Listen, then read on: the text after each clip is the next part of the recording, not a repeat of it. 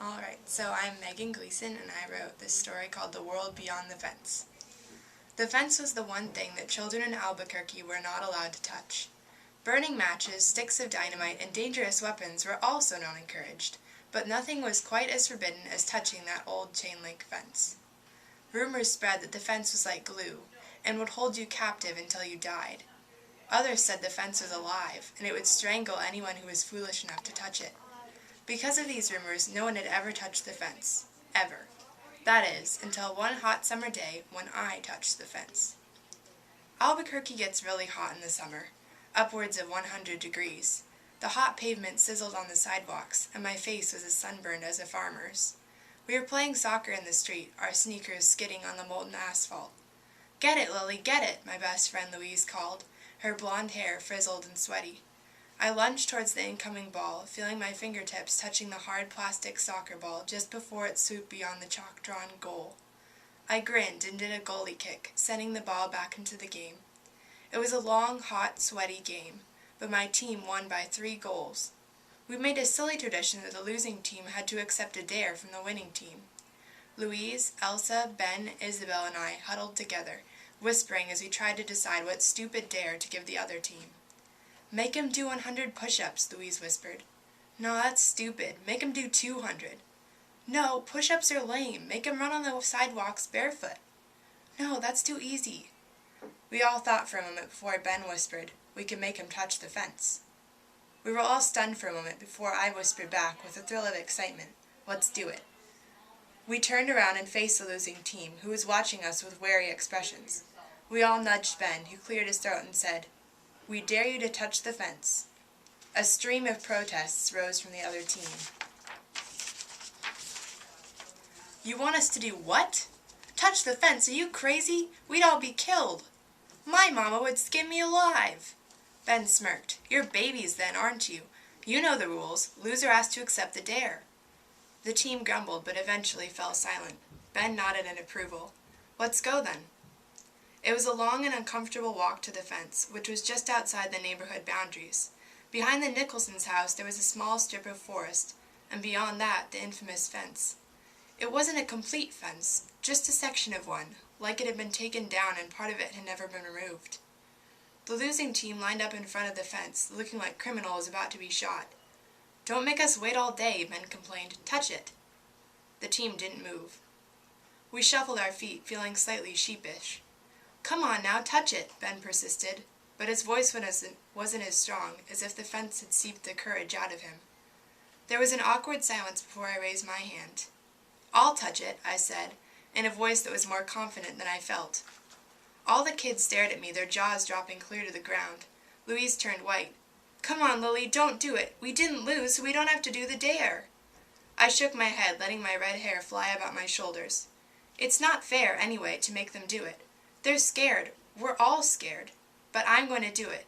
Being afraid of a stupid fence is just silly." Before I had time to chicken out, I stepped closer and closer to the fence, stretching my fingers out as far as I could. The neighbor kids watched me in hushed silence. My hand shook as I watched the cold metal come closer and closer to my fingertips. Before I knew it, I had done it. I touched the fence. Louise screamed. Ben ran over to clap me on the back, but I stood still, right where I was. Because the instant I touched that fence, I felt a shiver run down my back, and I knew that something was different. The fence was shimmering beneath my fingers, like a heat wave in the middle of August. The chain links became unsubstantial, and I could see through them, as if they weren't there. Beyond the fence was another world, filled with color and light. Birds danced beneath the trees, colored in impossible hues of blue and yellow. The trees stretched into the clouds, their ropey trunks covered in red moss. A breath of air brushed past my cheek, smelling like warm pancakes drenched in syrup. In a dreamlike daze, I pushed my hand through the fence, trying to find a way to reach the mysterious forest. My hand appeared on the other side of the fence, and I could feel the cool air on my fingertips. A golden butterfly landed on my finger, humming a high-pitched song before it flew away. "Lily, what are you doing? Are you okay?" Louise's voice snapped me out of my daze, and I jerked my hand back through the fence. "Can't you see? There's a whole world out there, beyond the fence," I cried, my body shaking in excitement. "You have to see it. Just stand in front of the fence."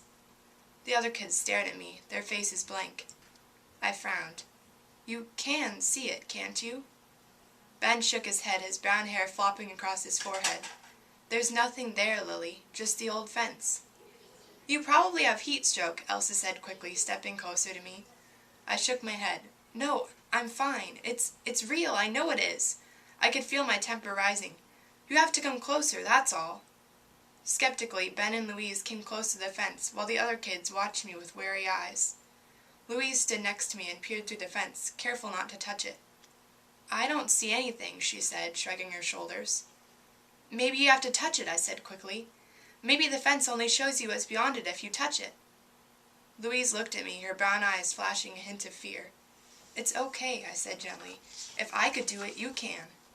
Louise nodded and quickly jabbed the fence with her pointer finger, as if she was afraid it was going to bite. She looked through the fence again and frowned. I still don't see anything, Lily. Ben shook his head.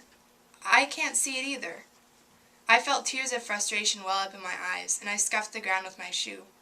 I know it's there. I saw it with my own eyes. Louise nodded comfortingly. We know, Lily, and we believe you. She hesitated for a moment. Or at least, I believe you. I could tell she really didn't believe me, but I felt a rush of affection for her anyway. Thanks, Lou, I murmured, feeling my cheeks turn red with embarrassment.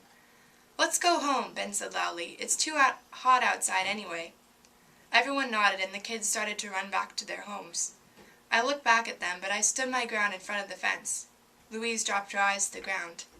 Do you mind if I go home, Lily? She asked softly. I nodded. I'll stay here for a little while.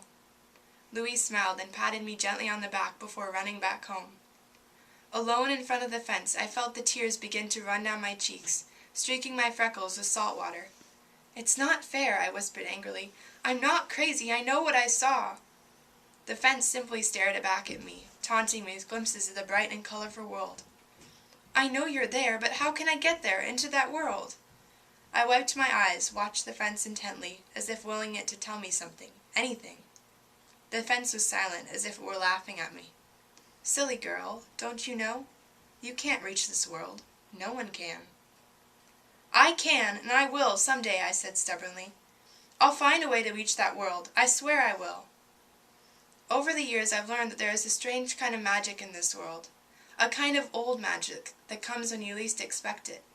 The vow I made that hot summer day in Albuquerque has stuck with me ever since, but though I've tried many times, I've never found a way to reach the world beyond the fence.